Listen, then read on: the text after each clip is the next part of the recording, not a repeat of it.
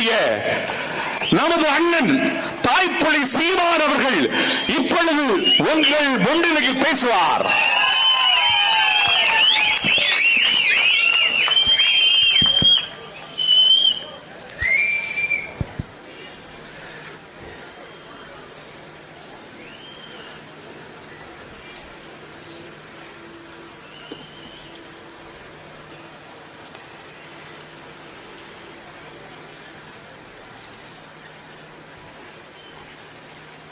நம்முடைய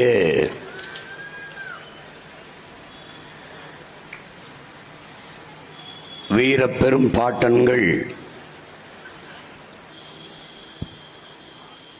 மானமறவர்கள் மருதுபாண்டியர்களினுடைய மாவீரத்தை போற்றுகிற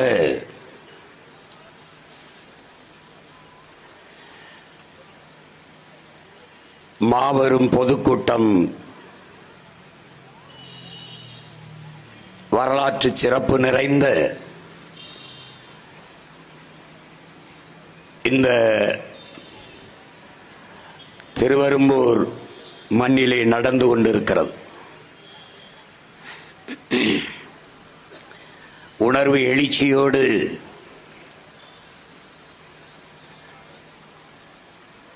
நம் பாட்டனினுடைய நினைவு நாளில் தமிழ் மக்கள் அவர்களுக்கு வீர வணக்கத்தை செலுத்துவதற்கு கூடியிருக்கிற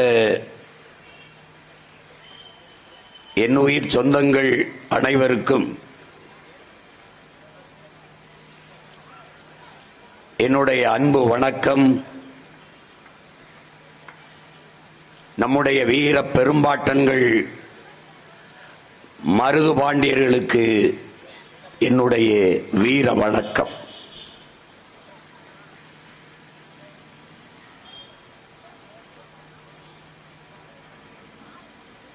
உலகெங்கிலும்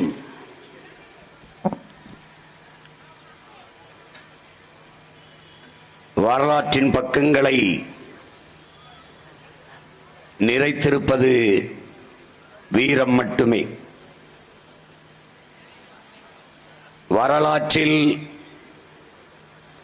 எப்போதுமே வீரர்களுக்கு மட்டும்தான் இடம் உண்டு.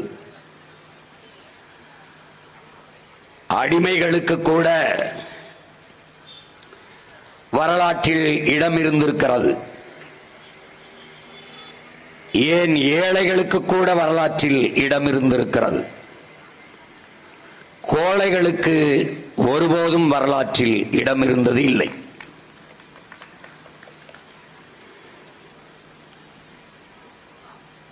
வீரமற்ற இனம், வீரர்களை பெற்றிருக்காத நிலம் உலகெங்கிலும் அடிமைப்பட்டுத்தான் வாழ்ந்தழிந்திருக்கிறது. அப்படி அடிமைப்பட்டு சிதைந்து என் நிலம் அழிந்து போய்விடக் கூடாது என்பதற்காக ஒரு வீர வரலாற்றை எங்கள் தாய் நிலத்தை தன் ரத்தத்தால் எழுதிய மாபெரும் வீர மறவர்கள் எங்களுடைய பாட்டனார்கள் மருதுபாண்டியர்கள். அதனால்தான் ஒரே ரத்தம் அதே வீரம் என்று அந்த வீர மறவர்களின் புகழை நாங்கள் போற்றிக் கொண்டிருக்கிறோம்.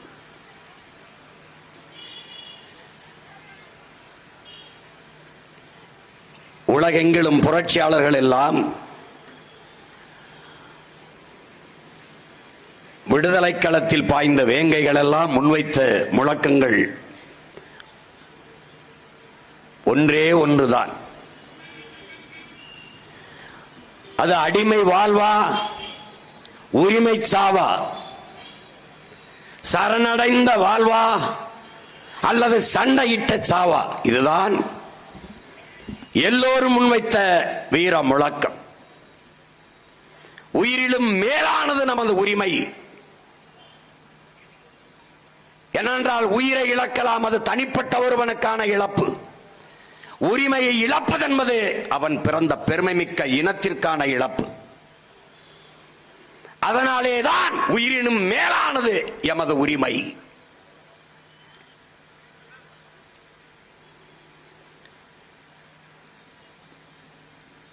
இங்கே மாவீரன் சுபாஷ் சந்திர போஸ் அவர்கள்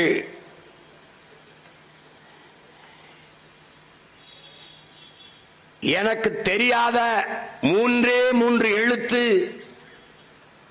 பயம், எனக்கு தெரிந்த 3 எழுத்து வீரம் என்ற முழக்கத்தை முன்வைக்கிறார்.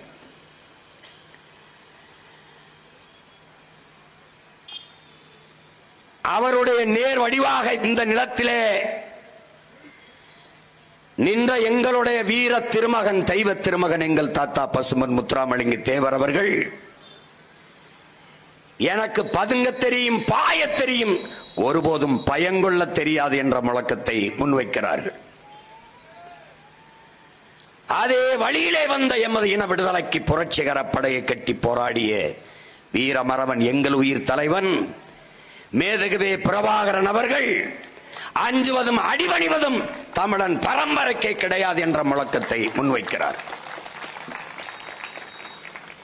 இது எல்லாவற்றுக்கும் முன்னவனாக எங்களுடைய வீரமறவர்கள், எங்களது பாட்டன்கள், மருதுபாண்டியர்கள், மரணம் என்பது மனித வாழ்வில் ஒரு முறைதான், சாவது உறுதி, அது சத்தியம். ஆனால் போற உயிர் உரிமைக்காக போராடி போகட்டும். இதே முழக்கத்தை எங்கள் உயிர் தலைவன் வைக்கிறான். போராடினால் சாவோம், போராடாவிட்டாலும் சாவோம். ஆனால் போராடினால் ஒரு நாள் உரிமை பெற்று வாழ்வதற்கு வாய்ப்பு இருக்கிறது. அதனால் போராடி சாவோம். போராடினாலும் சாவோம், போராடாவிட்டாலும் சாவோம். ஆனால் போராடினால் ஒரு நாள் வாழ்வதற்கு வாய்ப்பு இருக்கு. அதனாலே போராடி சாவோம் என்ற வீர முழக்கத்தை முன்வைத்தார். அப்படித்தான் அந்நியன் ஆதிக்கத்தின் கீழே என் அன்னை தமிழ் நிலம் அடிமைப்பட்டு விடுமோ என்ற அச்சத்திலே, என்னரும் மக்களே, அருமை வீரர்களே, வெகுண்டு திரண்டு வாருங்கள். சாவது ஒரு முறைதான், அது சாதாரணமாக இருக்கக்கூடாது, சரித்திரமாக இருக்க வேண்டும். அதனால் வாருங்கள். சூரியன் உள்ளளவும் சந்திரன் உள்ளளவும் உங்கள் பெயர் சரித்திரத்திலே நிலைத்திருக்கும். வாருங்கள், மண்ணின் விடுதலைக்காக போராடி மாளலாம் என்று வீர முழக்கத்தை இட்டவன் நம்முடைய வீர பெரும்பாட்டன்கள், மருதுபாண்டியர்கள் விட்ட நிலம் இந்த நிலம். அதனால்தான் அவன் பேரன் இந்த நிலத்திலே நின்றவனுக்கு இந்த வீர வணக்கத்தை பெருமிதத்தோடும் திமிரோடும் செலுத்திக் கொண்டிருக்கிறேன். உலகெங்கிலும் வீரம் ஏன் போற்றப்படுகிறது? ஏன்? யதார்த்த உலகிலே நாட்டின் முதலமைச்சர் வலிமைமிக்க அதிகாரத்தை கொண்டவர், நாட்டின் பிரதம அமைச்சர் வலிமைமிக்க அதிகாரத்தை கொண்டவர், நாட்டின் முதல் குடிமகன் பிரசிடென்ட் ஆஃப் இந்தியா ஜனாதிபதி வலிமைமிக்க அதிகாரத்தை கொண்டவர்கள். ஆனால் அவர்களுக்கு பாதுகாப்பு, அவர்கள் உயிரை பாதுகாப்பது பதவி அல்ல, வீரம் என்பதை என்னிலும் இளைய என் தம்பி தங்கைகள் புரிந்து கொள்ள வேண்டும். இசட்டு பிரிவு, ஒய் பிரிவு, பிளாக் கார்ட்ஸ் என்று வீரர்கள் சூற்றி ஆயுதத்தோடு நின்று உயர்ந்த பதவியில் இருப்பவர்கள் உயிரை பாதுகாக்க வேண்டிய தேவை இருக்கின்றார். நீ எந்த கொம்பனா இருந்தாலும் வீரன் தான் உன்னையே பாதுகாக்கிறார். அறிவில் சிறந்தவன் நம்முடைய ஐயா அப்துல் கலாம், அவருக்கும் வீரன் தான் பாதுகாப்பு.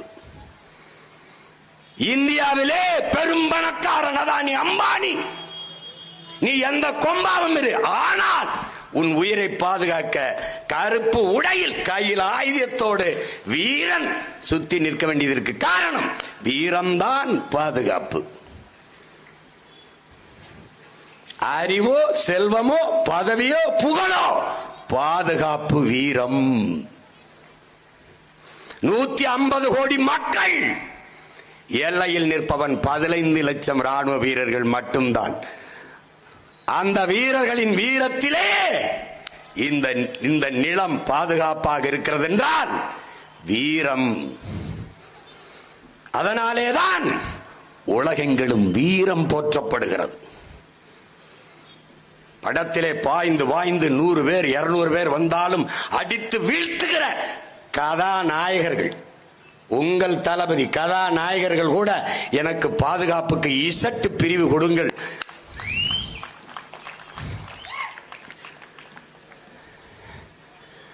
காரணம் வீரம். அதனால்தான் வீர துறவி விவேகானந்தன் சொல்கிறான், வரலாறு வீரர்களுக்கானது கோழைகளுக்கானது அல்ல என்கிறார்.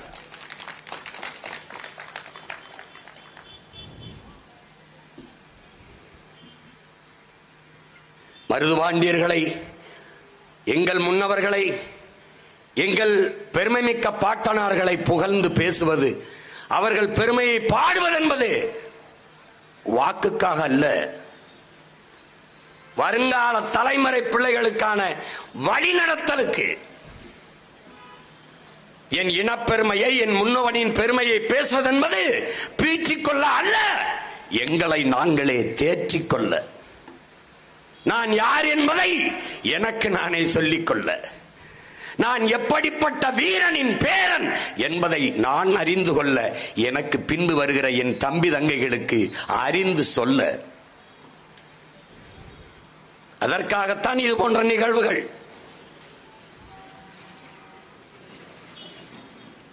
மருதுபாண்டி யார் என்றே தெரியாதவன் எனக்கு வாக்கு செலுத்தி என்னாக போகிறது? வரலாற்றில் எதை படித்தாய்?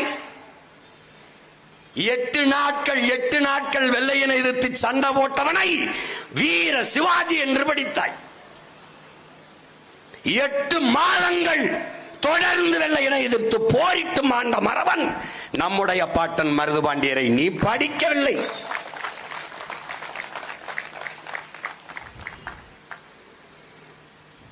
அவன் வரலாற்றில் நேர் முன்னத்தி ஏர் சீமான் என்கிற இந்த சிவகங்கையில் பிறந்த எளிய மகனுக்கு அவன் பாட்ட நேர் முன்னத்தி ஏர்.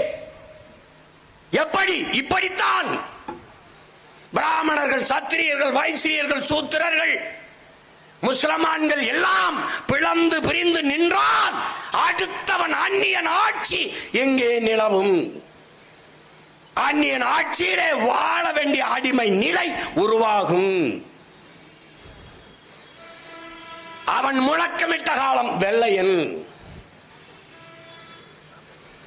அவன் பேரன். அதே கோரிக்கை முன்வைக்கிறேன். படையாட்சி பறையர் தேவர் தேவேந்திரர் என்று தமிழ் பேரினத்தில் பெருத்த தமிழ் சமூகங்கள் பிளந்து பிரிந்து நின்றால் அடுத்தவன் ஆட்சியின் கீழே அடிமையாக வாழ நேரிடும். அவன் முழக்க வைத்தது வெள்ளையன், நான் முழக்க வைக்கிற காலம் கொள்ளையன் காலத்தில். அதனாலே மாமன்னர்கள் மருதுபாண்டியரும் அவன் மண்ணின் பிள்ளை சீமானும் ஒரே நேர்கோட்டில் நிற்கிறோம்.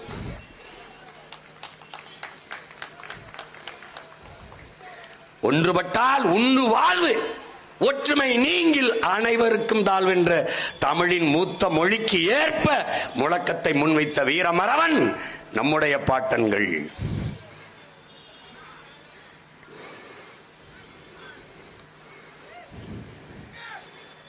நன்று கவனிச்சுக்க. நீ உலகெங்கும் தத்துவம் என்ன உனக்கு கற்பிக்கிறது? தன்னை தாழ்த்திக் கொள்ள தயாராக இல்லாதவன் தலைமை ஏற்கிற தகுதியை பெறமாட்டான். கைகட்டி வேலை செய்ய தயாராக இல்லாதவன் கை நீட்டி கட்டளையிடுகிற தகுதியை ஒருபோதும் பெறமாட்டான். ஆனால் என் பாட்டன்கள் சாதாரண குடிமக்களாக இந்த மண்ணிலே பிறந்த 2 மக்கள், 2 மகன்களும் நம்முடைய பாட்டன் முத்துவடுகநாத தேவரனுடைய படையிலே தளபதிகளாக தங்களை இணைத்து மன்னனின் கட்டளைக்கு கீழ்ப்படிந்து கடமை செய்தவர்கள். மன்னன் இறந்த பிறகு அருமை பெருமை மக்களே, என்னிலும் இளைய என் உயிர் தம்பி தங்கைகளே, இந்த வரலாற்றை நீங்கள் நன்றாக உள்வாங்கிக் கொள்ள வேண்டும். நம்முடைய பாட்டனார் முத்துவடுகநாதத்தேவர் இறந்து விட்ட பிறகு நம்முடைய வீரப்பெரும்பாட்டியார் வேலுநாச்சியார் அரசியாகிறார், ராணியாகிறார்.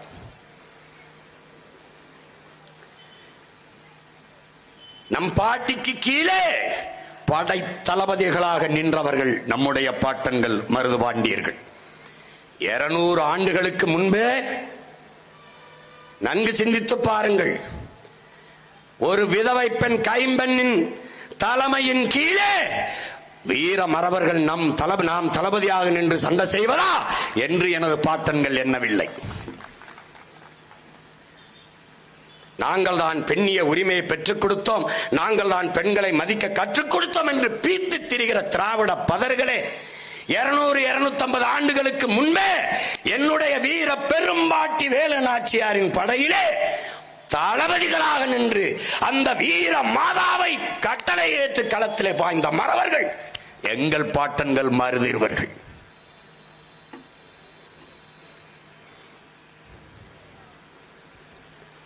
வீரத்தில் பெண் என்ன ஆண் என்ன போற்றினார்கள்.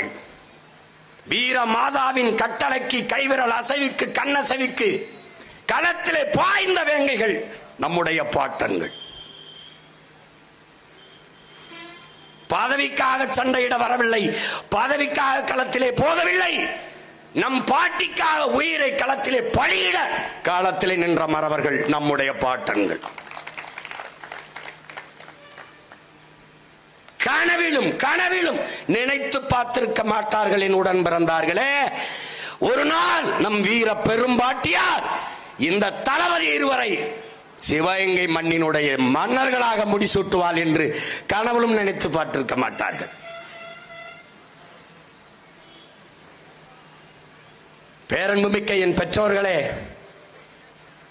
என் உயிருக்கு நீ என் உடன் பிறந்தார்களே, இந்திய துணைக்கண்டத்தின் வரலாற்றிலே வெள்ளையனை எதிர்த்த போரிட்ட வீரர்களின் வரலாற்றிலே ஒரே ஒருவள் தான் வென்று மீண்டும் முடிசூடி இருக்கிறாள். நீ படிப்பது சான்சி ராணி லட்சுமி பாய். என் பாட்டி, எங்களின் வீரமாதா வேலுநாச்சியார் பிறந்து இறந்து 85 ஆண்டுகள் கழித்துத்தான் உன்னுடைய லட்சுமி பாய் மணிக்கர்ணை என்கிற பெண்ணே பிறக்கிறாள். இள வயதில் திருமணமாகுவதால் லட்சுமி பாய். சான்சி மன்னன், அவன் நாட்டை ஆண்டவன் இறந்து போகிறான், இவள் ராணி ஆகிறாள், அதனால் சான்சி ராணி லட்சுமி பாய். என் அப்பத்தா செத்து 85 ஆண்டு கழித்து பிறக்கிறான். நீ வரலாற்றில் எப்படி படிக்கிறாய்? என் பாட்டி வேலுநாச்சியாரை படிக்கிற போது தென்னாட்டின் சான்சி ராணி என்று படிக்கிறாய். ஆனால் நியாயமாக உண்மையாக வரலாறு எப்படி பதிவாயிருக்க வேண்டும்? சான்சி ராணியை படிக்கும் போது வடநாட்டின் வேலுநாச்சியார் என்று எழுதியிருக்க வேண்டும்.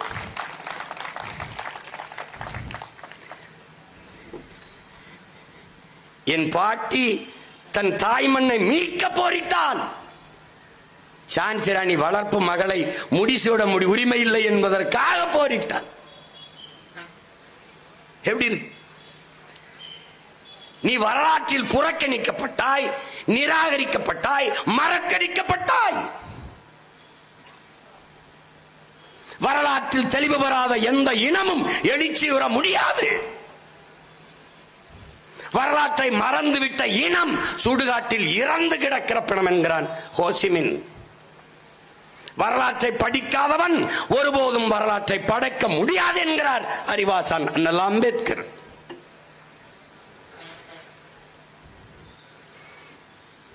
அதனால்தான் எங்கள் உயிர் தலைவன் வரலாற்றை படி, நீ வரலாற்றை படை, வரலாறாகவே வாழ் என்ற முழக்கத்தை எங்களுக்கு முன்வைத்து சென்றார்.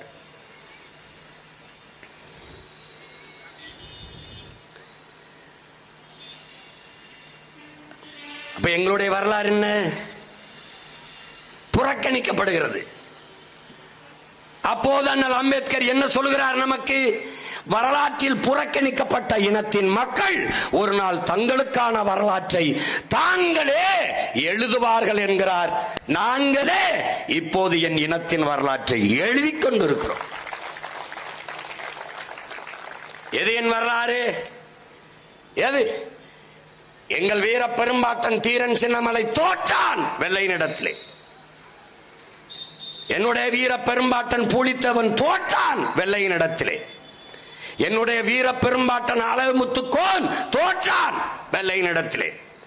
இன்னொரு பாட்டன் மன்னர் வீரபாண்டியன் தோற்றான் கட்டபொம்மன் வெள்ளையனிடத்திலே. இந்திய நிலமுழமைக்கும் வெள்ளையனை எதிர்த்து போரிட்ட அத்தனை ஆண் மறவர்களும் தோற்றார்கள். ஆனால் ஒரே ஒரு நிலத்தில், ஒரே ஒரு களத்தில், நான் பிறந்த நிலத்தில் என்னுடைய பாட்டி வேலு நாச்சியார் மட்டும்தான் ஒரு வீர மங்கை மான மரத்தி. அவள் ஒருத்திதான் நேரடியாக களத்திலே வெள்ளையனை பொருத்தி வீழ்த்தி வென்று மறுபடி முடிசூடினார்.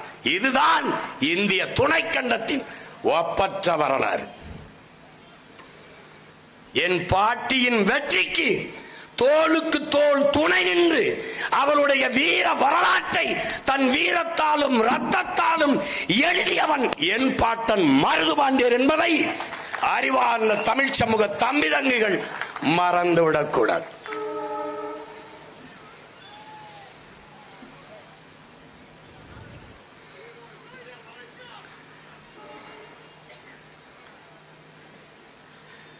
அவன் எப்படிப்பட்ட ஆட்சியை செய்திருப்பான்? மக்களால் ஒருவன் எவ்வளவு தூரம் நேசிக்கப்படுகிறான் என்பதை அதற்கு சான்றாக இருக்க முடியும். என் உடன் பிறந்தார்களே, குடிதழி கோலோச்சும் மாநில மன்னன் அடிதொலி நிற்கும் உலகு என்று வள்ளுவ பெரும்பாட்டனார் தந்திருக்கிறார். ஒரு மக்களின், ஒரு நாட்டின் குடிகளின் ஒரு பெற்ற தாய் தன் பிள்ளைக்கு எப்படி குறிப்பறிந்து உணவூட்டுவாளோ, இந்த நேரம் என் பிள்ளைக்கு பசிக்கும் என்று பாலூட்டி, இந்த நேரம் என் பிள்ளைக்கு உறக்க வேண்டும் என்று தொட்டிலிட்டு தாளாட்டி எப்படி பேணி பாதுகாத்து வளர்ப்பாளோ, அப்படி தன்னுடைய குடிகளுக்கு தேவை அறிந்து குறிப்பறிந்து சேவை செய்கிற ஒரு அமைச்சு, ஒரு மன்னன் இருப்பானையானால் அவனை உலகம் போற்றி தொழும் என்று சொல்கிறார். நெல்லும் உயிரன்று நீரும் உயிரென்று மன்னர் உயிர்த்தே மலர்தலை உலகம் என்று பாடுகிறது சங்க இலக்கியம். நெல்லுதான் உயிர், நீர்தான் உயிர். ஆனால் அது ரெண்டும் விட சிறப்பு சிறந்த மன்னனின் ஆட்சி அமைவதுங்கிறார். மன்னன் உயிர்த்தே மலர்தலை உலகம் என்பது. அப்படிப்பட்ட மன்னனாக என் மன்னன், என் பாட்டன் மருதிருவர்கள் இருந்தார்கள். சான்று ஊருக்குள்ளே நகர்வளம், சிற்றூருக்குள்ளே மாறு வேடத்திலே என் பாட்டன் மருதிருவர் இருவரும் மாறு வேடத்திலே காளையாறு கோயிலுக்கு தேர் கட்டுவதற்கு என் பேரன்பமிக்க பெற்றோர்களே, என் உடன் பிறந்தார்களே, மரங்களை தேர்வு செய்து வெட்டி வருகிறார்கள். அப்படி இரண்டு அழகான வளர்ந்த மரங்களை, இந்த மரங்களை காளையாறு கோயில் தேருக்கு வெட்டுவது என்று முடிவு செய்து இந்த மரங்களை வெட்டுங்கள் என்று மன்னர்கள், மாறுவேடத்தின் மன்னர்கள் உத்தரவு பிறப்பிக்கிறார். இந்த மரங்களை காவலர்கள் வெட்டப் போகிற போது, ஏவலாளிகள் வெட்டப் போகிற போது, இரண்டு உயிர்கள் அப்பனும் மகளும் பாய்ந்து குறுக்கே வந்து தடுக்கிறார்கள். வெட்டாதீர்கள், மரத்தை வெட்டாதீர்கள், எங்களை வேண்டுமானாலும் வெட்டி கொள்ளுங்கள், இந்த மரத்தை மட்டும் வெட்டாதீர்கள், விட்டு விடுங்கள் என்கிறார்கள். மன்னர்களுக்கு கோபம் வருகிறது. பெரியவர் கேட்கிறார், வெள்ளை மருது, ஏன் இதை தடுக்கிறீர்கள்? என்னானது உங்களுக்கு? காளையாறு கோயிலுக்கு தேர் கட்டுவதற்கு நாங்கள் இந்த மரங்களை வெட்டப் போகிறோம், தடுக்காதீர்கள், வழிவிடுங்கள் என்று சொல்லுகிறார். நிற்பவர்கள் மன்னர்கள் என்ற அந்த குடிகளுக்கு தெரியாது, அப்பாவுக்கும் மகளுக்கும் தெரியாது. காலில் விழுந்து கதறுகிறார்கள், வேண்டாம், அந்த மரங்களை மட்டும் வெட்டாதீர்கள், விட்டு விடுங்கள், விட்டு விடுங்கள் என்று. ஏன் இவ்வளவு பிடிவாதம் பிடிக்கிறீர்கள்?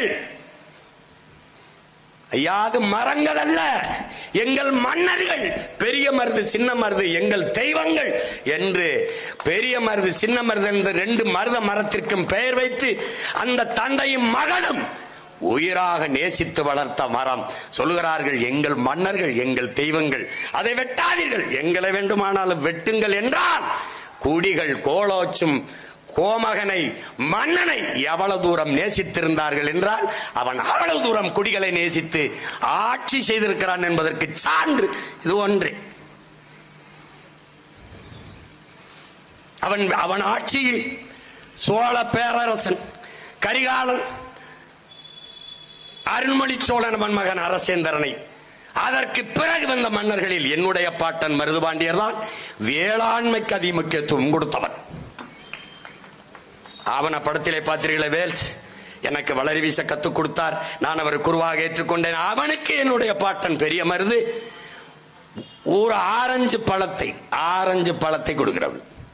அவன் உண்டு விட்டு எழுதுகிறான், உலகத்தில் மிகச் சுவையான ஆரஞ்சு பழத்தை நான் உண்டேன், இதுவரை இப்படி சுவையான ஒரு ஆரஞ்சு பழத்தை நான் உண்டதே இல்லை என்று. ஏனால் என் நிலம் முழுமைக்கும் ஆரஞ்சு பழம் விளைந்து கிடந்தது.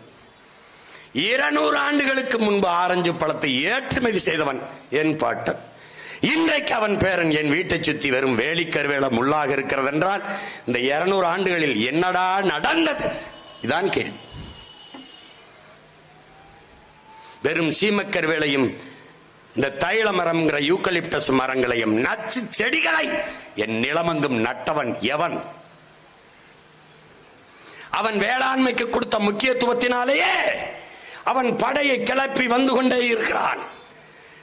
படை அவன் பிரகடனப்படுத்திய பேரறிவிப்பு செய்த அந்த சம்புத்தீவு போர் பிரகடனத்திற்கு பேரறிவிப்புக்கு பிறகு பல்லாயிரக்கணக்கான உழைக்கும் மக்கள், உழவர்குடி மக்கள், போர் பயிற்சி எடுத்திராத வீரர்கள், அவர்கள் பிறப்பிலேயே கிராமத்தான் சிலம்பு, வாழ்வீச்சு, மரம் ஏறுதல், நீச்சல் எல்லாம் வென்றிருப்பான்.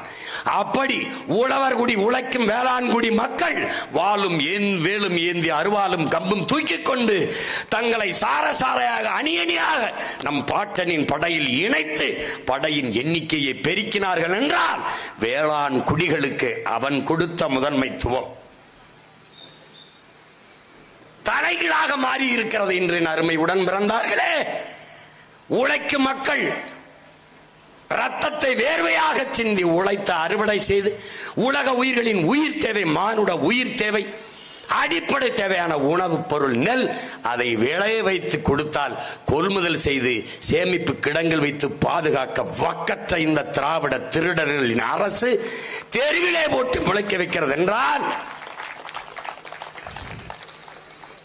ஒரே ஒரு உறுதியைத்தான் நம் பாட்டனின் நினைவு நாளில் என் பிள்ளைகள், என் பெற்றோர்கள் எடுக்க வேண்டும்.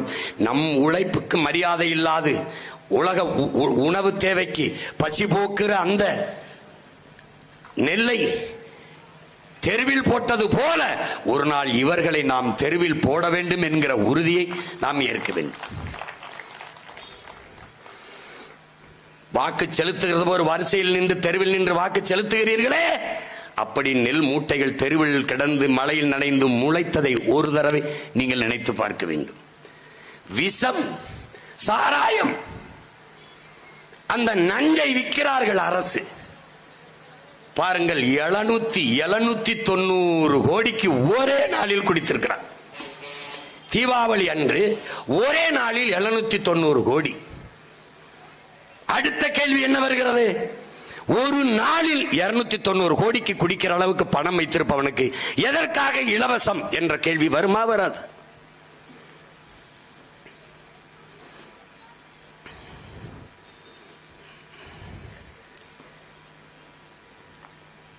எப்படிப்பட்டவர்கள்? அந்த டாஸ்மார்க்கில் விற்கிற சரக்கை விலை உயர்ந்த கட்டிடங்களை கட்டி, அதிலே மதிப்புமிக்க கட்டிடங்களை கட்டி, அதிலே அடுக்கி, அதற்கு குளிரூட்டி வடை போட்டு, அதற்கு கண்காணிப்பு கருவிகளை பொருத்தி, வாயிலில் 2 காவலர்களை நிறுத்தி பாதுகாக்கிற அரசை நீங்கள் எத்தனை காலத்திற்கு பாதுகாக்கப் போகிறீர்கள்? என் அன்பு பெற்றோர்களே, என் உயிருக்கு நீ உடன் பிறந்தார்களே, அந்த குடோனுக்குள்ளே போட்டு மூடி கொளுத்தாமல் இவர்களை எத்தனை காலத்திற்கு நீங்கள் வேடிக்கை பார்த்துக் கொண்டிருக்க போகிறீர்கள்? எப்படி?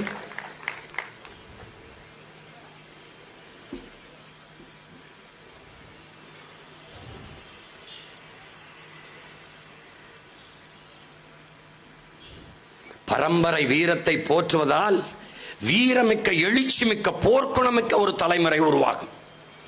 தமிழன் அடிமையானதற்கு பெருங்காரணமே போர்க்குணமற்றது.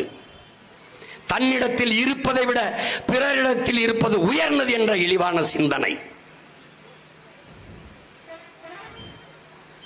சகித்துக் கொள்ள முடியாத அளவு கிடந்த திரைக்கவர்ச்சி, தன்னின பகை.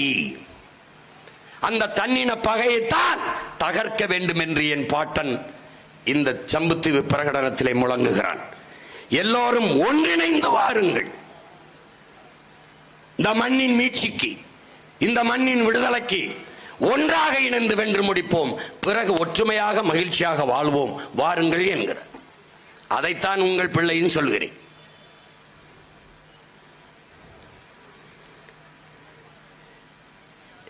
நமது பாட்டனுக்கு இருக்கிற மரியாதை என்ன? 100-150 கோடியில் உலக புகழ்பெற்ற கடற்கரையிலே 2 ஏக்கரில் சமாதி கட்டி படுத்திருக்கிறார்கள் இவர்கள். அவர்கள் சாதனை என்ன? என்ன செய்தார்கள்? என்ன செய்தார்கள்? ஆனால் நம் பாட்டனின் ஆண்டுதோறும் நினைவிடத்தில் போய் வணக்கம் செலுத்துகிற ஒரு வழி வருகிறதே.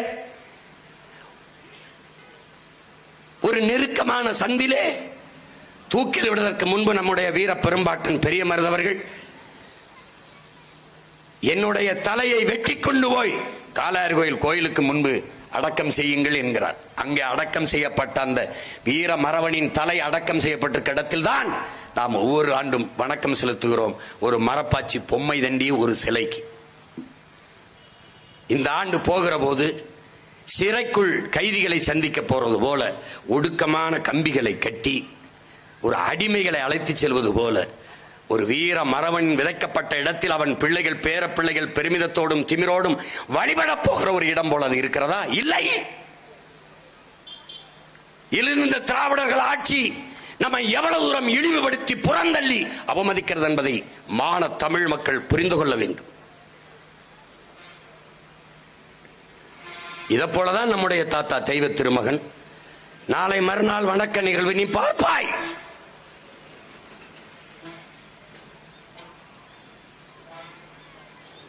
இந்த மண்ணின் மக்கள் பெரிதும் போற்றி வழிபடுகிற ஒரு தெய்வம் அங்கே உறங்கிக் கொண்டிருக்கிறது. அந்த கோயிலில் சென்று வழிபடுகிற இடத்தில் எதற்கு எல்லா கட்சி கொடிகளும் நடப்படுகிறது? கட்சி மாநாடா, அல்லது கட்சி கூட்டமா, அல்லது தெய்வ வழிபாடா? மான தமிழ் மக்களே, இந்த கேள்வி உங்களுக்கு எழுமானால் நீங்கள் என் உடன் பிறந்தவர்கள், ஒரே ரத்தம் அதே வீரம். எதற்காக கொடி? எல்லா கட்சி கொடிகளையும் எதற்காக அங்கே நடுகிறீர்கள்? ஆற்றிலே அழகரங்கிற பெருவிழாவில் நீங்கள் உங்கள் கட்சி கொடிகளை நடுவீர்களா?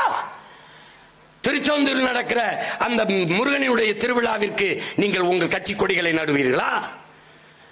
எதற்காக என் தாத்தனின் கோயிலே போய் நீங்கள் அவர் வழிபாட்டு தலத்திலே உங்கள் கட்சி கொடிகளை நடுகிறீர்கள்? உங்கள் கட்சி கூட்டமா, உங்கள் கட்சிகளின் மாநாடா? எதற்காக? எதற்காக? எவ்வளவு தூரம் அவமதிக்கிறார்கள் என்பதை அறிவார்ந்த தமிழ் சமூக பிள்ளைகள் சிந்திச்சு பார்க்கணும். முன்பு எப்போதும் இல்லாத வழக்கம், இரு பக்கமும் வாழை தாரோடு வாழை மரத்தை வெட்டி வெட்டி 10-20 ஏக்கர் நிலங்களில் இருந்து வெட்டி வெட்டி வந்து நட்டு வைக்கிறார்கள். கரும்பை, விலை உயர்ந்த உணவு பண்டத்தை, கரும்பை அடுக்கடுக்காக அப்படியே நட்டு வைக்கிறார்கள். யாரை வரவேற்க? யாரை வரவேற்க? இந்த அற்ப திருட்டு திராவிட பதர்களை வரவேற்க இந்த வாழையும் கரும்பும் நிற்கிறதா? நீ இந்த மண்ணின் உழவர் குடிக்கு கொடுக்கிற மதிப்பு இதுதானா? வேளாண்மையை, வேளாண் குடிமக்களை போற்றுவது இதுதானா? உன் உழைப்பை எப்படி வீதியிலே போடுகிறேன் பார் என்று காட்ட நினைக்கிறாயா, விரும்புகிறாயா? இந்த முறையும் பார், கடந்த முறை காணொலியில் பார், எல்லா கட்சி கொடிகளும் கீழே வாழை மரம், கீழே கரும்பு. வழிபட்டு திரும்புகிற போது என் மக்கள் அந்த வாழை தாரை பிப்பதும் கரும்புகளை அத்துக்கொண்டு போவதும் அவமானமாக இருக்கிறது. பார்க்க தன்மானமிக்க தமிழ் பிள்ளைகளின் நெஞ்சு பதறுகிறது.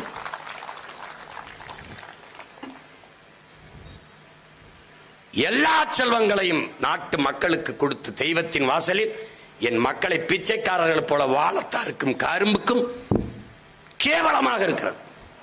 யாரை வரவேற்க? ஐயா ஸ்டாலின், தம்பி உதயநிதி, நீங்க வணக்கம் செலுத்த வர்றதுக்கு வாழை மரத்தையும் கரும்பை வெட்டி வைக்கணும். எப்படி இருக்கு? அரசு இதை கவனத்தில் எடுத்துக்கொள்ள வேண்டும். என் தாத்தனின் கோயிலுக்குள் வருவதற்கு முன்னாடி ஒரு வளைவு இருக்கிறது, ஆர்ச். அதுக்கு முன்னாடி எந்த கட்சி கொடியும் வச்சுக்க, எந்த தோரணமும் போட்டுக்க, அந்த வளைவுக்குள்ள எந்த கட்சி கொடி இருந்தாலும் என் பிள்ளைகள் பிடுங்கி தூர வீசுவார்கள் என்பதை பேரறிவிப்பு செய்கிறேன். வாழை மரம் கரும்பு கட்டு, நீ செத்த பண்ண உன் வாடகை கட்டு, அங்க கட்டாத, அங்க கட்டாத. ஏன்னா முத நாளே போய் நாங்க என் தம்பி எல்லாம் படுத்துக்கிறதா இருக்கோம். எவனாவது வாழைன்னு வச்சா அவன் கழுத்துல வாழை வச்சிருதுன்னு முடிவெடுத்துருவான். பாத்துக்க, சேட்டை பண்ணாத, சேட்டை பண்ணாத, பண்ணாத, என்ன அவமதிக்காத. அது ஒரு காலம். இது பிரபாகரனின் பிள்ளைகளின் காலம். இது வீர மறவர் பிள்ளைகள் வெகுண்டெழுகிற காலம். தன்மானமிக்க தமிழ் பிள்ளைகள் தலை நிமிர்கிற காலம். வெறிகொண்ட புலிகள் களத்திலே பாய்கிற காலம். எவனும் எதிர்வந்து விடாதே.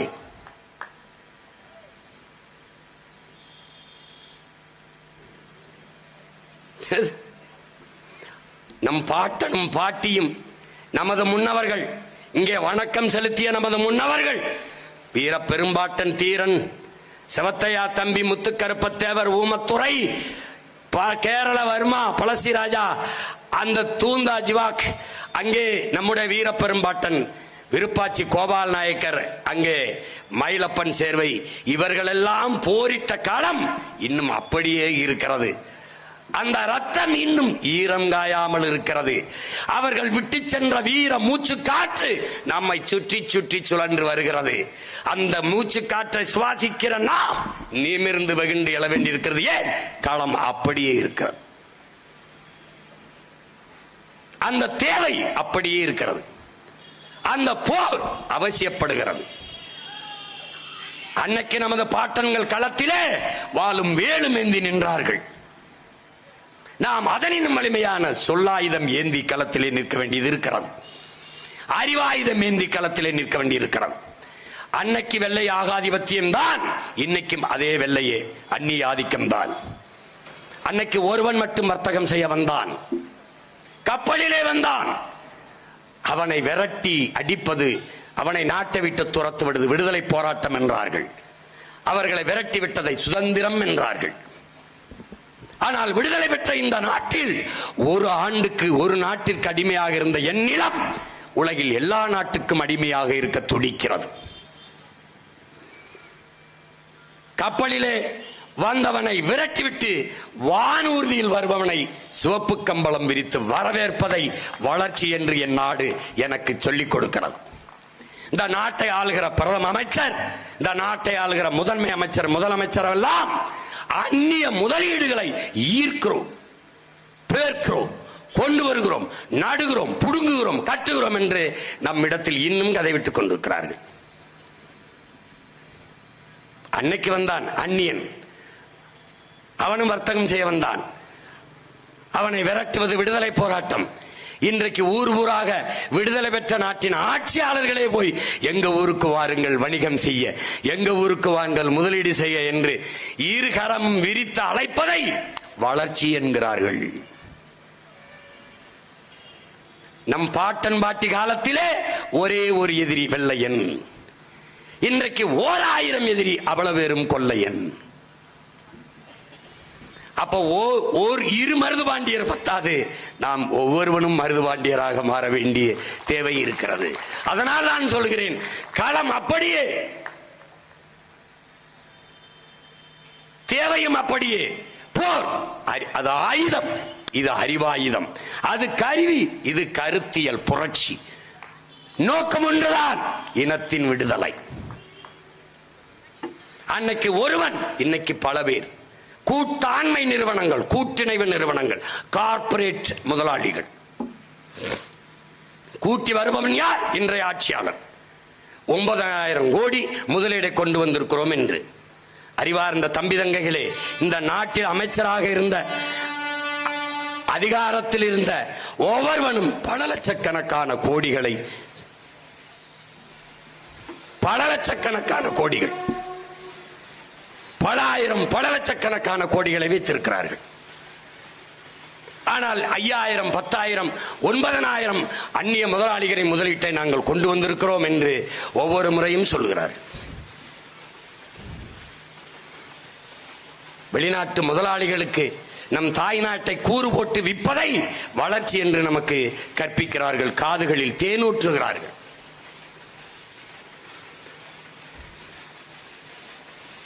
அதை இளைய தலைமுறை தமிழ் பிள்ளைகள் உணர்ந்து தெளிந்து எழ வேண்டும் என்பதுதான் இந்த வீர பெரும்பாட்டனின் வணக்கத்தை போற்றுகிற நாளிலே நீங்கள் அறிய வேண்டிய செய்தி. இன்னும் அந்த போர் தொடர்கிறது, முன்னிலும் அவசியம் இந்த போருக்கு இருக்கிறது.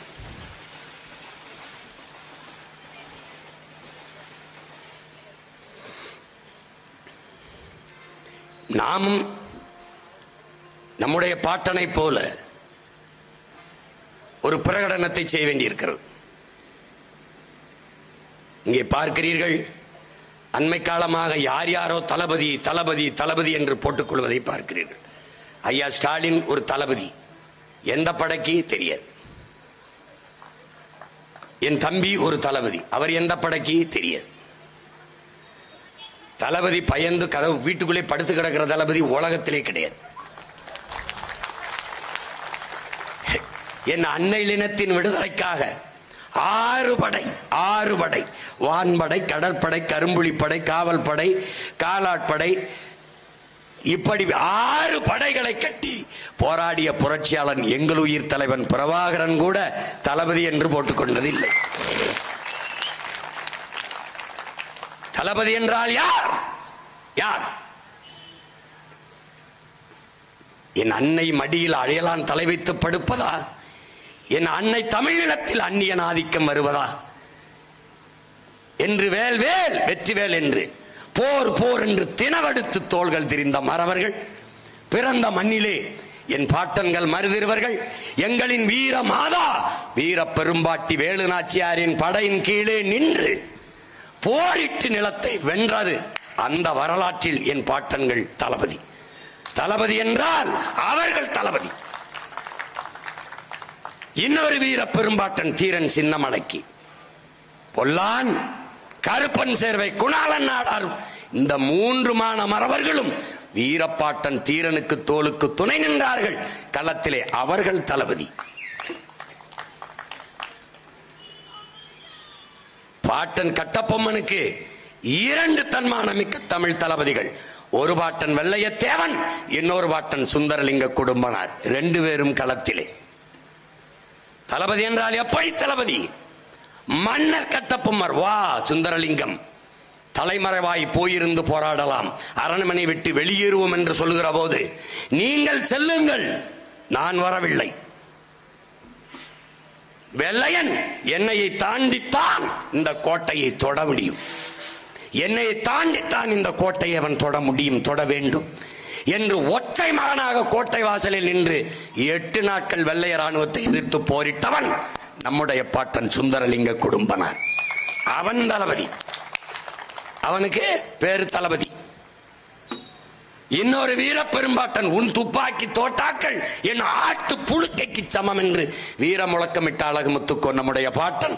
அவனுடைய படையிலே முத்தழகு கோன், முத்து இருளக்கோன், மயிலப்பொக்கோன் என்று 6 படைத்தளபதிகள் என்றார்கள். அவன் தளபதி.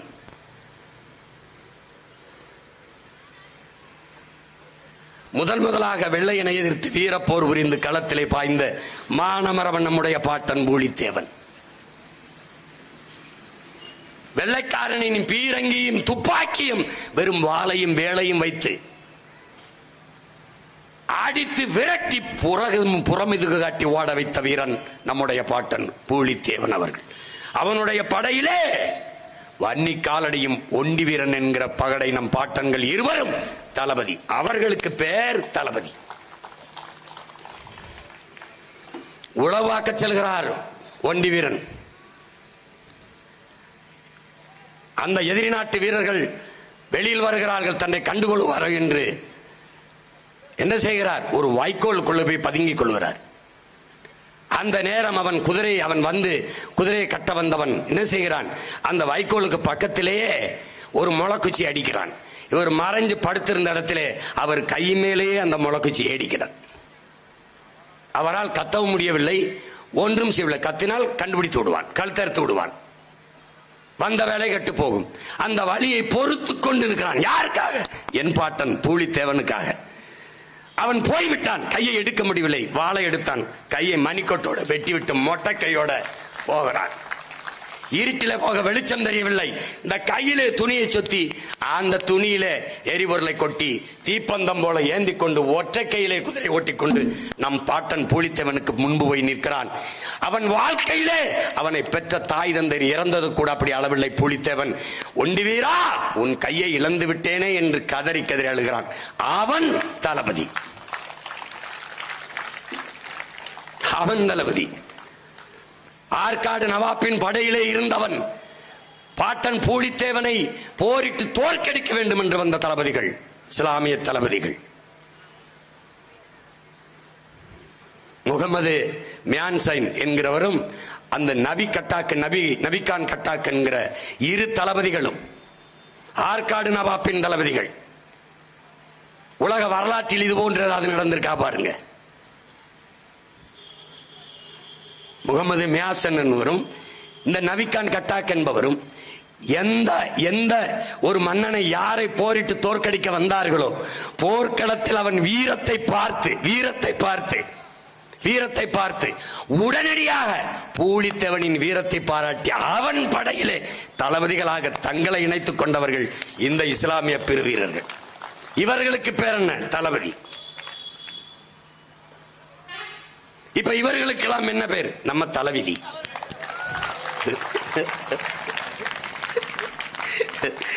என்னடா செஞ்சீங்க தளபதி? எந்த படைக்குடா தளபதி? சொரி சரங்கு படைக்கு தளபதியாடா? கால கொடுமடா. இந்த புரட்சிங்கிறதும் இந்த தளபதிங்கிற வார்த்தையும் இந்த தமிழ்நாட்டில் சிக்கிக்கிட்டு சாவது மாதிரி உலகத்துல எந்த நாட்டிலையும் கவலம் கிடையாது. யாரு?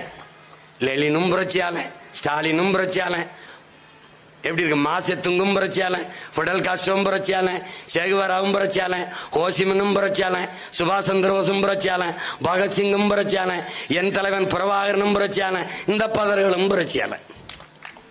இந்த புரட்சிங்கிற சொல்லுக்கு வந்த வறட்சி இருக்கிற சாமி உலகமாக கொடுமை. தமிழ் இன மக்கள் தங்கள் இன வரலாற்று இன பெருமையை உணரல. பிரச்சனை தான். பேர் அறிஞர்கள் ஞானிகள் பிறந்த நிலம். அவன் வெறும் வீரன் அல்ல. வீரன் என்பவன் தன்னை காக்க, தன் பெண்ணை காக்க, தன் வீட்டை காக்க போராடுகிறவன் வீரன். அதுபோல தான் பிறந்த மண்ணை காக்க, தான் பிறந்த பெருமை மிக்க நாட்டை காக்க போராடுகிறவன் மாவீரன். அப்படி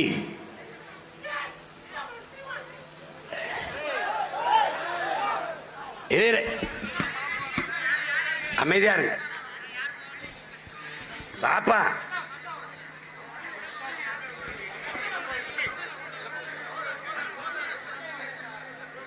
அமைதியாரு அமைதியா இருப்பா பாப்பா. அமரு.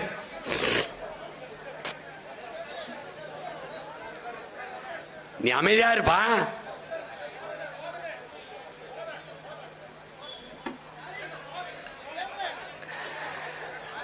அப்பா நான் சொல்கிறேன், போதையின் பாதையில் செல்லாதீர்கள்.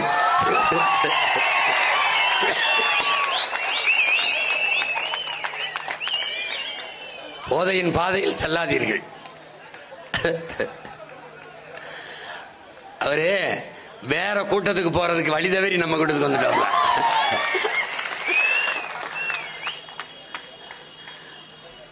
வாங்க அமருங்க தம்பி.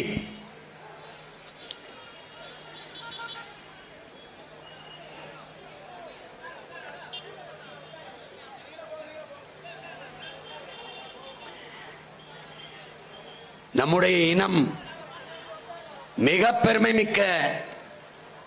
பெருமை மிக்க தலைவர்களை, ஞானிகளை, மேதைகளை பெற்றது. நம்முடைய பாட்டன் மாவீரன் என்றால் அவன் தன் வீட்டை காக்க போராடவில்லை, தன் பெண்ணை காக்க போராடவில்லை, தன்னை மட்டும் காக்க போராடவில்லை, தான் பிறந்த மண்ணையும் தான் பிறந்த பெருமை மிக்க நாட்டையும் காக்க போராடியதால் அவன் சாதாரண வீரன் இல்லை, மாவீரன் என்று இன்று நம்மால் போற்றப்படுகிறான். அதை என்னிலும் இளைய என் தம்பி தங்கைகள் கருத்தில் கொள்ள வேண்டும். நம்முடைய தாத்தா தெய்வ திருமகன் அவர்கள், முத்துராமலிங்க தேவர் அவர்கள், ஐயா ராமசாமி அவர்கள் கடவுள் இருக்கிறது கடவுள் இருக்கிறது என்று தேவர் சொல்லுகிறாரே, கடவுள் எங்கிருக்கிறார் என்று காட்டுவாரா என்று கேட்ட கேள்விக்கு அறிவார்ந்த தமிழ் சமூக தம்பி தங்கைகளே, உடம்பில் உயிர் இருக்கிறது, கை இருக்கிறது, கால் இருக்கிறது, கண் இருக்கிறது, மூக்கு இருக்கிறது, எல்லாவற்றையும் காட்டுகிறீர்களே. உங்களுடைய அறிவியல் தொழில்நுட்பம் ஸ்கேன் எடுத்து எல்லாவற்றையும் காட்டுகிறதே. உள்ளே நுரையீரல், உள்ளே இதயம், இதை மூளை இங்கே இருக்க எல்லாத்தையும் காட்டுகிறதே. உடலில் உயிர் எங்கே இருக்கிறது என்று காட்ட முடியுமா என்று திருப்பி பதில் கேட்கிறார். அந்த உயிர்தான் காட்ட முடியாத உயிர்தான் கடவுள். எல்லாவற்றையும் பார்க்கிற கண், எல்லாவற்றையும் பார்க்கிறது கண். அந்த கண்ணை உன்னால் பார்க்க முடியுமா? கையை பார்க்கிறது, காலை பார்க்கிறது, விண்ணை பார்க்கிறது, மண்டை பார்க்கிறது உன்னுடைய கண். ஆனால் அந்த கண்ணை உன்னால் பார்க்க முடியுமா என்று கேட்கிறார். அந்த கண்ணை உன்னால் பார்க்க முடியும். எப்போது? ஒரு கண்ணாடிக்கு முன்னாடி நின்றால் பார்க்க முடியும். உன் கண்ணையும் காட்டுகிற அந்த கண்ணாடி தான் கடவுள் என்று தர்க்கத்தை முன்வைக்கிறார். அதனால்தான் வாதிடும் திறமையில், வாதிடும் திறத்தையால், வாதிடும் திறத்தால் வரலாற்றில் ஒருவன் அண்ணான் என்று நம்முடைய தாத்தா கவியரசு கண்ணதாசன் அவர்கள் நம்முடைய தாத்தாவை புகழ்கிறார்கள். அறிவார்ந்த தமிழ் சமூக தம்பி, நம்முடைய வீர பாட்டன் இந்த விடுதலைக்காக செக்கிழுத்த செம்மல் கப்பலோட்டிய தமிழன் வாவு சிதம்பரனார் அவர்கள் சொத்துக்களை எல்லாம் வித்து வித்து வித்து இந்த நாட்டின் விடுதலைக்காக செலவு செய்து கொண்டு வந்தார்.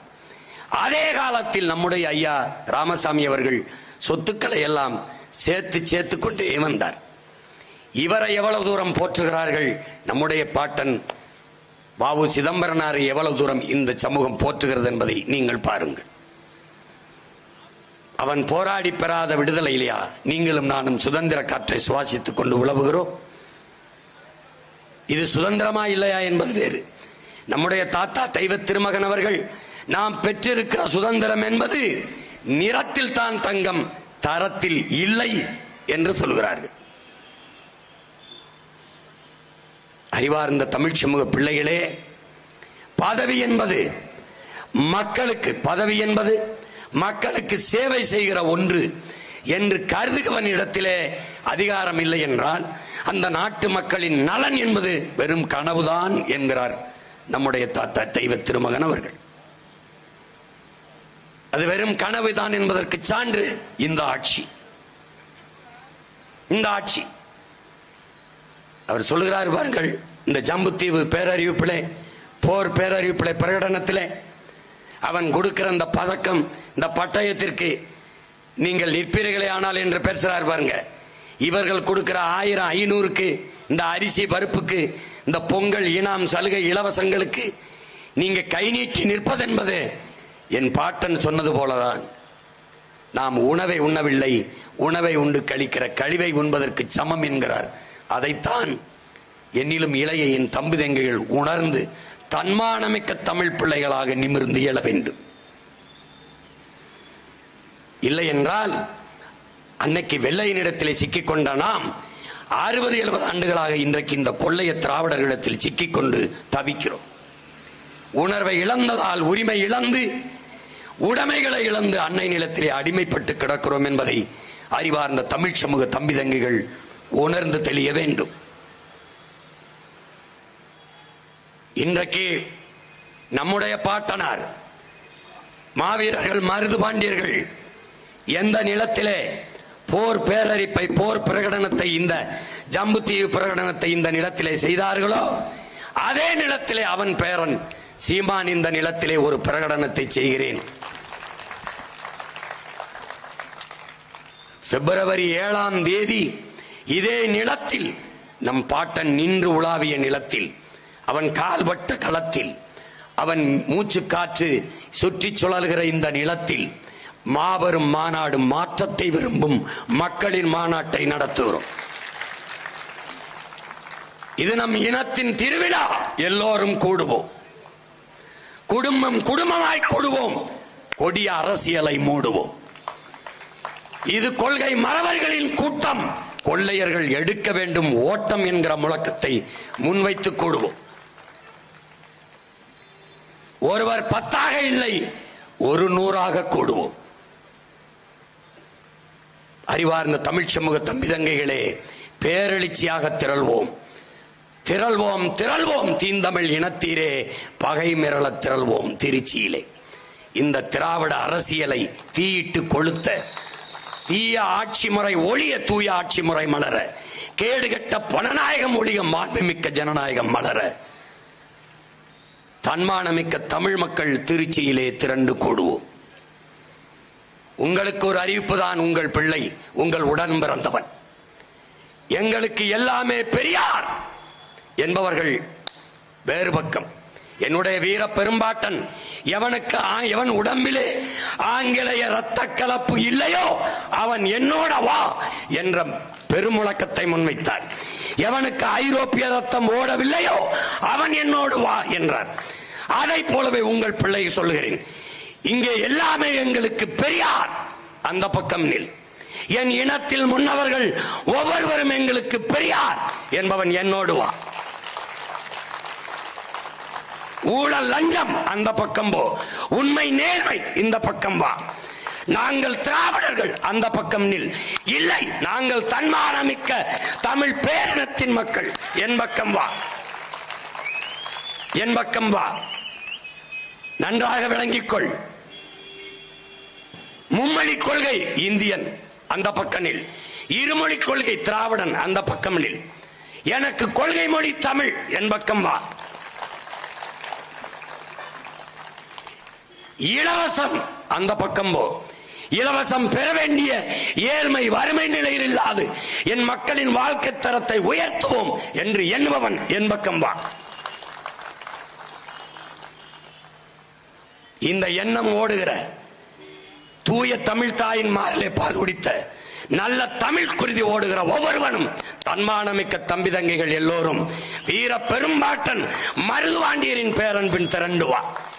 அவன் வாழேந்தி வேலந்தினான். உன் பிள்ளை உன் உடன் பிறந்தவன். அதைவிட வலிமையான சொல்லேந்தி களத்திலே நிற்கிறேன். அவன் கருவி, நான் கருத்தியல் புரட்சி. அவன் ஆயுதம், நாம் அறிவாயுதம்.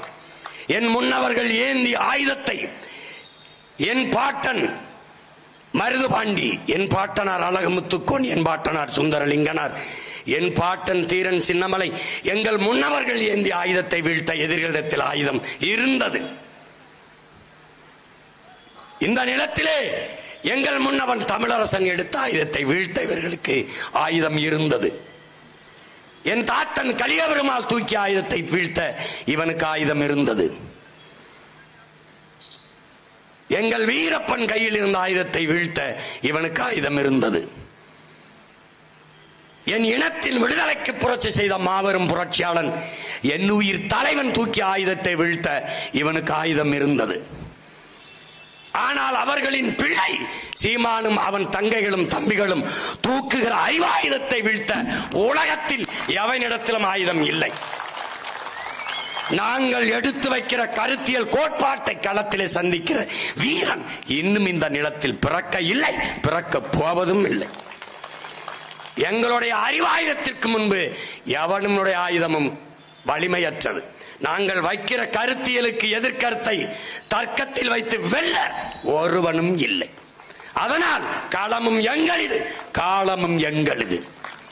அதனால்தான் 2026 படைப்போம் புதிய அரசியல் வரலாறு என்ற முழக்கத்தை. புரட்சி என்பது ஒரு தலைகீழ் மாற்றம். மாற்றம் என்பது மானுட தத்துவம். மாறாது என்ற சொல்லை தவிர மற்ற அனைத்தும் மாறிவிடும்.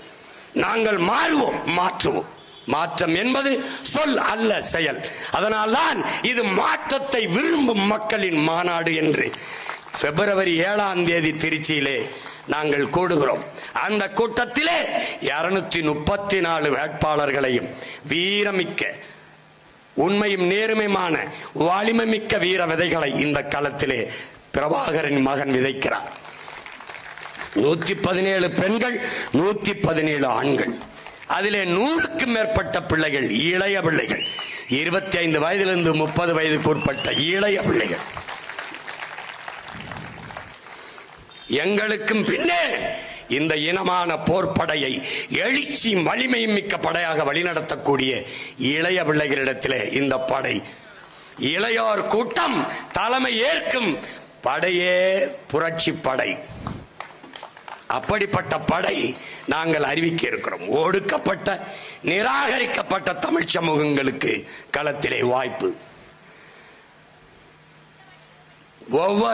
ஒவ்வொருவரும் நன்கு கற்று அறிந்த அரசியல் ஞானிகள் போல களத்திலே நிற்பார்கள். அப்படி வீரியமிக்க விதைகளை இந்த களத்திலே விதைக்கிறோம். அறிவார்ந்த தமிழ் சமூக மக்கள், உங்கள் பிள்ளைகள் உங்களுக்காக. இவர்கள் சொல்லுகிறார்கள், திமுக சொல்லுகிறது பிஜேபியை வரவிடக்கூடாது, வளரவிடக்கூடாது, எல்லோரும் எங்கள் பின்னாடி வாருங்கள், எல்லோரும் வாருங்கள் என்கிறார்கள். அதிமுக சொல்கிறது திமுக ஆட்சியை ஒழிக்க வேண்டும், அப்புறப்படுத்த வேண்டும், எங்களோடு வாருங்கள் என்கிறார்கள். உங்கள் பிள்ளைகள் நாங்கள் சொல்லுகிறோம் இவர்கள் எல்லோரையும் ஒழிக்க வேண்டும், நாங்கள் உங்களோடு வருகிறோம், எங்களோடு வாருங்கள். அவர்கள் சொல்லுகிறார்கள் நாமெல்லாம் ஒன்னா நிற்போம் பிஜேபி வீழ்த்த, நாமெல்லாம் ஒன்னா நிற்போம் திமுக வீழ்த்த. நான் சொல்லுகிறேன் நாங்கெல்லாம் ஒன்னா நிக்கிறோம் உங்க எல்லாரையும் வீழ்த்த.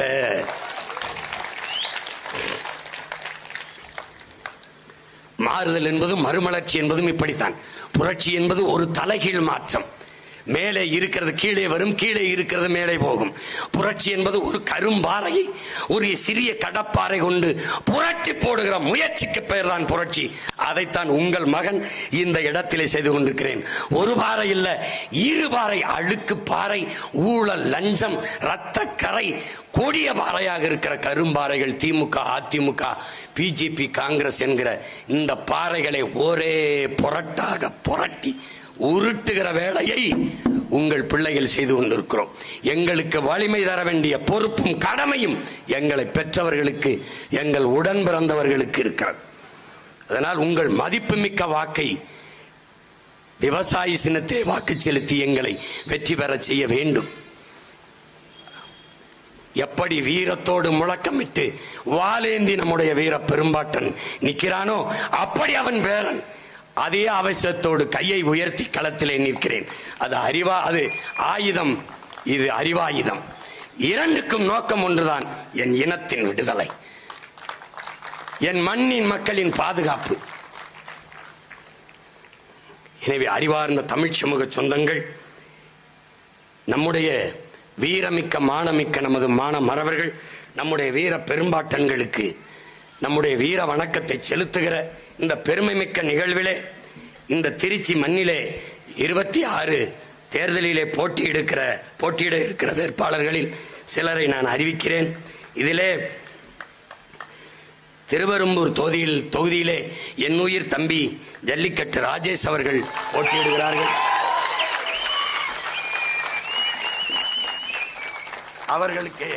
அவர்களுக்கு விவசாயி சின்னத்திலே வாக்கு செலுத்தி வெற்றி பெற செய்யுங்கள். என் தம்பியின் வெற்றி அல்ல, என் வெற்றி அல்ல, உங்களின் வெற்றி, நம் இனத்தின் வெற்றி, நம் மண்ணின் வெற்றி. அடுத்ததாக மண்ணச்சநல்லூர் தொகுதியிலே என் அன்பு மகள் பேராசிரியர் தேன்மொழி அவர்களை களத்திலே நிறுத்துகிறேன். என் அன்பு மகளுக்கு விவசாயி சின்னத்திலே வாக்கு செலுத்தி வெற்றி பெற செய்ய வேண்டும் என்று அன்போடு வேண்டுகிறேன். லால்குடி தொகுதியிலே என் அன்பு இளவல் வழக்குரைஞர் மதன் அவர்களை வேட்பாளராக களத்திலே நிறுத்துகிறேன். இவர்களை வெற்றி பெற செய்து வீரமிக்க மறவர்கள், நம்முடைய பாட்டனார்களுக்கு இந்த வீர வணக்கம் செலுத்துகிற நாளில் நீங்கள் உறுதியேற்றுக் கொள்ள வேண்டும். எந்த போருக்கு பேரழைப்பு கொடுத்தானோ நம்முடைய பாட்டன், அதே போர் இன்னும் தேவைப்படுகிறது. அந்த காலம் அப்படியே மிச்சம் இருக்கிறது. அவன் பேரன் இன்று உங்களுக்கு பேரழைப்பு கொடுக்கிறேன். வாருங்கள், எல்லோரும் ஒன்றிணைந்து இந்த தீய திராவிட ஆட்சியாளர்களை வீழ்த்துவோம். புரட்சி எப்போதும் வெல்லும். நாளை நமது வெற்றி அதை சொல்லும். நம் இலக்கு ஒன்றுதான், இனத்தின் விடுதலை. இனம் ஒன்றாவோம், இலக்கை வென்றாவோம். தமிழ் தாய் வாழ்க, தலைவர் பிரபாகரன் வாழ்க. வீரமிக்க மானமிக்க வீரமறவர்கள் நம்முடைய பாட்டன் மருது பாண்டியர்களுக்கு அவன் பேரன் பெருமிதத்தோடும் திமிரோடும் என்னுடைய வீர வணக்கத்தை செலுத்துகிறேன். வீர வணக்கம், வீர வணக்கம்.